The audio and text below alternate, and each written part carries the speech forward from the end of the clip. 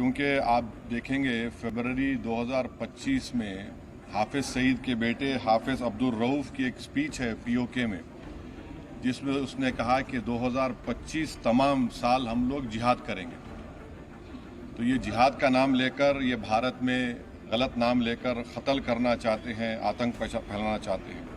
तो यूएस को हम रिक्वेस्ट करें, उनको लॉबी करें कि ये टीआरएफ को एक फॉरेन टेररिस्ट ऑर्गेनाइजेशन बनाए, पाकिस्तान को एफएटीएफ के ग्रे लिस्ट में डाला जाए। यूनाइटेड किंगडम से हमने ट्रेड डील किया है, अब क्या क्या बहुत सी चीज़ें कम हो जाएंगी, टैरिफ कम होगा। तो हम यूके गवर्नमेंट से कहें कि वो भी टीआरएफ को बैन करें और यूके ट्रेजरी पाकिस्तान को सैंक्शन करे। यूनाइटेड स्टेट्स से हम ट्रेड डील करने जा रहे हैं और यूएस प्रेसिडेंट ने कहा कि ज़ीरो टैरिफ होगा एग्रीकल्चर पर। तो ये मोर द रीज़न है कि हम यूएस भी इसको कबूल करें।